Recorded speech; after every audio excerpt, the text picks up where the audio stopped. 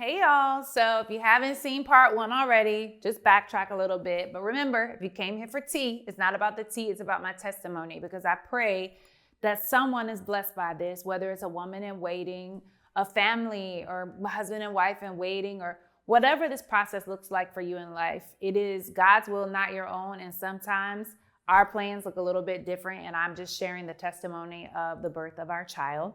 So I left off in our first trimester, if you will, which is usually about the first 12 weeks of your pregnancy.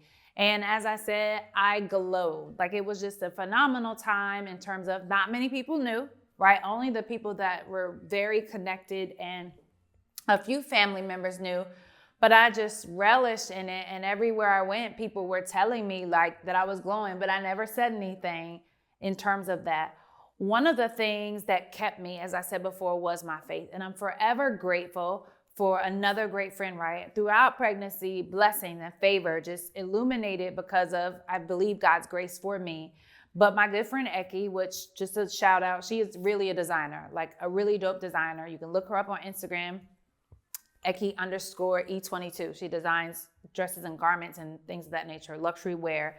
She got me a book, or sent me a book. I was away at a conference, and right before I went to Houston, I let her know that I was expecting, and she sent me this book called Prayers and Promises for Supernatural Childbirth by Jackie Mize, and a pregnancy prayer journal. And I did that, not always timely, if you will, but I love the prayer points. And one of the, not only the prayer points, but the prompts for the different trimesters, the different weeks. It went week to week by pregnancy. And one of the things the author of the prayer journal said was that she read the word to her unborn children, but specifically her unborn son. And it just like illuminated throughout, no matter what she was doing. She just made sure the word was instilled in her children from a very young age. And so I set a goal. I'm like, I'm going to read the Bible in 6 months. I'm just going to knock it out because I want my child to know the word. So I started reading it every day. And I have read through the Bible before, but I just wanted to read through it again, right? Because I look at it as principle-based now. Like when I was younger, it was like these stories, okay, cool. But as I'm getting older, I'm connecting the stories to discipleship and teaching and things of that nature. So I started reading through the Bible again. And then sometimes I listened to it because I drove a lot and was still on the go a lot. But those 2 books really helped me and to guide me through daily with the confessions. You know, one of the prayers was, Father, I come before you now in the mighty name of Jesus and the covenant of blood, and I rebuke fear, doubt, and unbelief. Your word says we do not have a spirit of fear, but of love, power, and a sound mind. Your word also says that fear has torment, but that perfect love casts out fear. And God is love, and I've got God living big in me. So fear and torment go far from me now in Jesus' name. I trust in the Lord. I will not fear. I will not be afraid. My mind and body are relaxed and at peace. And I said this every day. The Lord is my light and my salvation. Whom shall I fear? I said scriptures all the time that became embedded in me. So I had no fear. I had no fear of any complications or anything of that nature. And that's important to note because I want you to understand where my mind was throughout this entire process. So we're going through first trimester. We into the second trimester shortly before my birthday. And still, not a lot of people knew I celebrated my birthday, you know, as I normally would with some colleagues and friends. And it was a beautiful time. Went to a soul food restaurant in Alexandria called Della J's. And if y'all know me, you know it's Thai and soul food. Like those are my top 2 that will never get old. So I went, had the soul food, all the things. Birthday was great. I had my first prenatal massage in the second trimester. So you have to be about 13 weeks before you can have massages. So that was kind of a birthday treat. I had never had a facial. So I had a facial and I had a prenatal massage, and that was very relaxing. I celebrated my birthday. I also did my cousin's bridal shower. I think I talked about that last time. We had Thanksgiving. I had a paint and sip night with my friends. And so we painted these canvases. Shout out to Amy with her studio and the things that she does. She will come to you and she will paint and do things and have little girls' nights. So we did the color theme, right? You'll probably see it on TikTok if you haven't already. My color was white. So all the things that I brought on my tray were white, and we did the color theme. It was a great time. They celebrated my birthday there. So I really felt joy because if you know, you know, I celebrate my birthday all month long. So if it's November 1st, November 30th is my birthday month, not just the 13th, right? So we did that. We had Thanksgiving. I started going to the doctor once a month, first trimester. Second trimester was every other week or somewhere around that. Maybe not every other week, but every 2 to 3 weeks. And so during that time, I found out in one of those appointments that I had Asherman syndrome.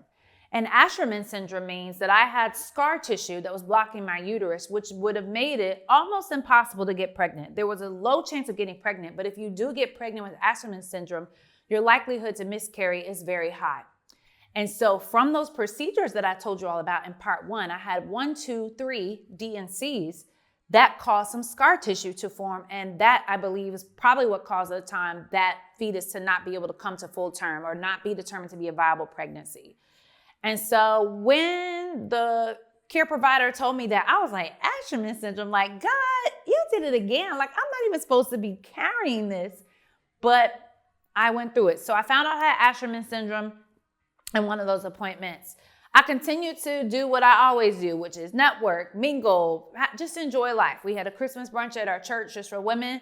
I attended that, had a really good time. And I was looking back through the photos.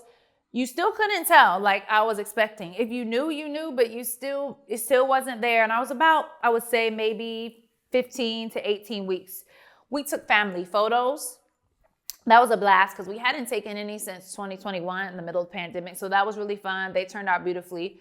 I was showing there, but I did not post those until after the fact, after the announcement. My cousin got married at the end of December. It was after Christmas. And that was a beautiful wedding. That is a testimony in itself of her husband coming from Nigeria and being able to be here. That's the wedding of the century. You also saw that. And again, if you were there, you kind of noticed a little something, but I didn't publicly announce it. I may have addressed it in my speech to them in terms of some things that I said about challenging them with keeping God first in their marriage and wanting our children to grow up together. But some people may or may not have connected the dots when I said that. So I went to Cabo. After the wedding, I'm like, all right, I want to take one passport trip at least this year.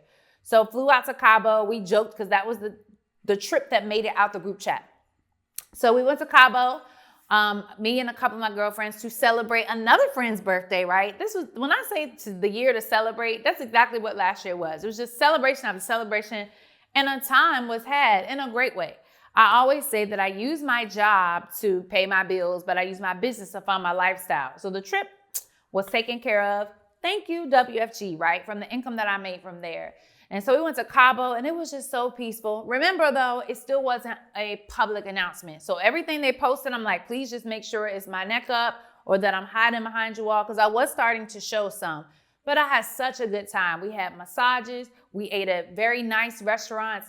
We went out, and if you know, I be tired. So my limit was just like, all right, it's time to go to bed. We went to the pool. I can't remember if we did the beach or not, but I was there for about 4 days, and it was beautiful. I had not been to Cabo, but I had been to Mexico. When I say they, my friends took very good care of me, and I really enjoyed celebrating our girlfriend's birthday. So that we brought in the new year there. In December of 2023, December 31st, 2023. Just a beautiful time. Shout out to Kristen, right? I think I shouted her out the first time, but she's very good at planning things and looking for the finer things. You can follow her at Socials with Chris. And she is the epitome of living the soft girl lifestyle, right? So love her to life. She made sure that we had an incredible time when we went. One moment that stood out to me on the way to Cabo, people were asking me close to me, have you felt the baby move yet? My baby kicked on that plane ride to Cabo. And that was the first time I felt the kick. And I was like, oh, you're going to be a traveling baby. Like I already know. You're going to be like your mom. We're going to be on the go. So that was the first time I felt kicks, was on the plane ride to Cabo. And it was like, I just had a little cheesy moment between me and God because I was on the plane. And I had texted my husband too and let him know as well. But it was just a beautiful thing. We did find out the gender. When I came back from Cabo, it was like so anxiously awaiting that appointment to go to the specialist to find out. We wanted to know. I did not want to keep it a secret per se from myself. I wanted to know. So we did the scan and they said it's a boy. I'm like, yes. Like my husband and I looked at each other. We had a moment. It was a beautiful thing. So we kept it to ourselves for a little while. We kept it from the kids, and then we did a gender reveal where we did the cupcake thing. You can also see that on Instagram. And so they bit into the cupcakes, and some of them were pink, some of them were blue. And so we had them guess, or not really guess, say what they prefer to have. And so we let them know that it was a boy, and then everyone else also found out it was a boy. So that was really cool. At that time, when people were asking, do you know what you're going to name your son? Or your baby, we did not know what we were going to name him yet. And even if it was a girl, I was having a really hard time with what does that look like. I love my middle name. Middle name is Patrice, so I knew I wanted that to be a part of it if it was a girl. And if it was a boy, we knew we wanted him to be the third. We just didn't know, but I never really exhausted any other options. We thought about my former brother-in-law and we thought about my brother-in-law in terms of using his name as a part of it, but we just didn't think all of that through when people were asking us names. The baby boom happened in 2023. So we also were able to celebrate some other showers and things in the midst of my own pregnancy. We attended a couple of different baby showers. I did some rebranding photos in January of 2024. And I went out of town again. I believe I went to Las Vegas in sometime in that period as well. And that was a lot of fun to continue to travel as well. I was very, very healthy, still very active and moving around a lot. So second trimester went until about, ended around beginning of February, middle of February. Third trimester began. So about 28 weeks. I was about 30 weeks when we had our first shower. That is when the conversation started about praying for godparents. What does this look like? And I asked on Facebook, and I think I asked on Instagram too, do you have godparents? I don't have any personally, and I'm okay, right? It wasn't something that scarred me or that, none of that. It was neither here nor there. But for me, a godparent is someone that can cover my child and reinforce the things that I'm teaching them and I'm instilling them. So of course, for me, I needed them to be saved. Right? If you're going to cover and pray for my child and be there, we got to be in alignment with our faith. Getting gifts and things of that nature was not important to me, but the spiritual aspect was. There was never a doubt in my mind of who I wanted to select. It was just timing and prayer to make sure it was appropriate conversation and that it was God's will for that. So I started praying for who this couple or individuals would be in our child's lives. We told you that the oldest is graduating from high school. So we went to an HBCU college fair. That was a lot of fun. And I was able to interact with some people there. And she was able to get exposed to some places that she wanted to attend and to realign and open her eyes about her next journey. That was a lot of fun. We attended there. We had baby shower number 1. I love bringing people together. And that was the thing about the shower, just to have all the people that we loved in the same room to celebrate this new life. So the first shower was on around, I think, March the 2nd. And again, I'm going to keep shouting out people because people deserve their flowers while they can hear them. Shout out to Buffy Lancaster. She is was the planner for that event. And she brought the vision to life. She took the stress off my hands from connecting with the vendors, from the dessert table to the balloons, to the caterer, just to the setup and decor, all the things. Buffy and her team made it happen at A. Corinne Events. You can follow them on Instagram. So thank you again, Buffy, for bringing the safari theme to life. Shower number 1, we had about over 100 people that we had invited, and maybe about 80 showed up. But when I say that God just did a thing and looked out, to this day, right? My son is 3.5 months old. We haven't bought a pamper, a wipe, clothing. He has been fully taken care of, and we are still in the season of overflow with that. So when I say serving God and being obedient is important to me, this is why obedience is important. It doesn't mean that everything is always going to be gravy, but I know that He's always going to care for me because I have been faithful in serving Him. So I'm grateful for that. So shower number 1 was a blast. Family and friends came. It was wonderful. Food was great, all of that. My mom threw a shower for me as well, and I'm so grateful for that. Like, I did not ask her to do that, but it was because we live one place. I'm from another place. And so we wanted to make sure that everybody who wanted to celebrate us could do that. My parents still came to the shower where we live. And that meant a lot. They didn't have to do that. They could have been like, we're going to see you next weekend. They still came to the shower where we live. So we had a shower in Lynchburg, Virginia. That was also just wonderful time with just fellowshipping with people and loved ones, being able to spend time with us. And so still, again, receiving the fruits of that. Thank you so much again, Mom and Dad, for that. I am forever grateful just for you doing that. You did not have to do that. So shower number 2 we had, both of them were in March. So remember, I'm in second trimester. I'm going to the doctor now every 2 weeks.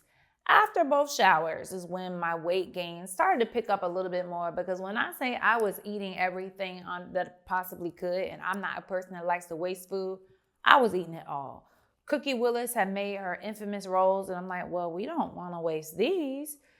Miss Retigliano had made cupcakes. I had cake from Sugar Mama's Bake Shop, which I love. I had desserts from Jashira Ramos from the treats that she does on Instagram, and that is leaving my memory, so I'll tag it below in the comments. But it was just eat, so we don't waste. We did not have a lot of food left from the bridal shower that was in DMV, because I said, take it with you. And the people listened. They took it with them. So I went to the doctor, and I had a blood pressure reading of about 150 over, I think it was 89. And what the provider told me was that was a cause for concern, because that was considered a high blood pressure reading that could read for gestational hypertension. So I'm like, I'm good. I'm probably okay. So we took it again in the same appointment, and she was like, okay, go home, lay down, take it, and then give me your blood pressure later on. So I did that. And of course, in that appointment, I'm asking what's going to happen now? Well, I may have to release you from my care, because within 2 readings, you're considered more high risk, and I don't feel comfortable still having you in my practice, blah, blah, blah, blah, blah. All right, cool, whatever. I rested. I get a phone call from the provider the next day, and she tells me the things that could happen. I've had a conversation with this person. I'm going to transfer you out here to this facility in another place with a different midwife, but I trust her. If I were to have a baby, I would trust her to deliver my baby. And I'm like, why is all this happening? Well, you've had 2 high readings, so now we have to switch our birth plan. The birth plan was to have my baby at home. So I'm like, what do you mean we have to switch my birth plan? What is happening now? Well, we're going to do it, in the hospital setting. We're going to induce you at 36 weeks, because we don't want anything to happen to the baby. The baby is now high risk. According to what or whom? Well, your blood pressure is high, so that's putting the baby at risk, et cetera, et cetera. So I'm like, okay.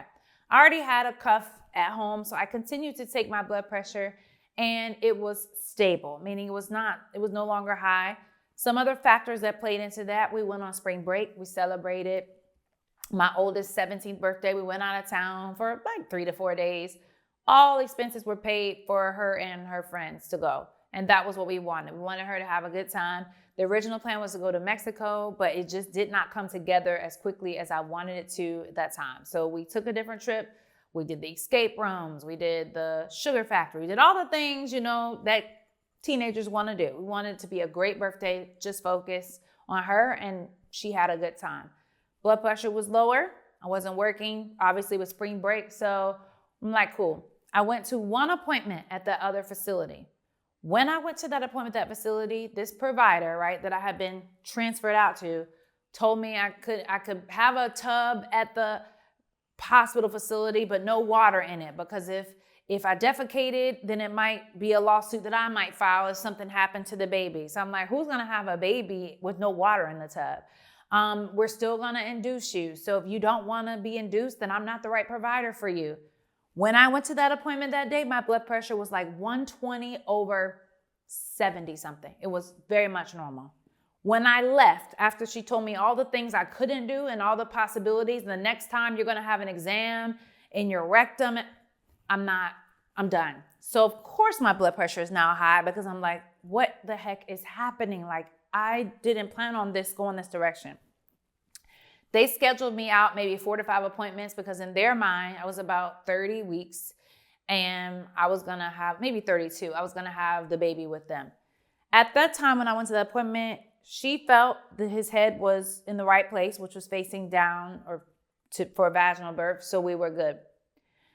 Fast forward, spring break, the second provider called. I told her my blood pressures were normal. And remember, by this time, now that my blood pressure is elevated, so being poked multiple times.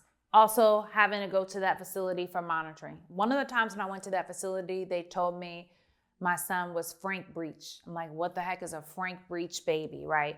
So not only were his feet down, but he wasn't turning around. And this was around week 32, 33, 34. Mind you, I'm going every week and he didn't turn around. So I'm like, they kept asking me, did I want a C-section? No. Do I want to be induced? No, because it's not a medical emergency in this moment. If I'm breathing, he's breathing, everything is well. I don't want to turn it into something that it isn't.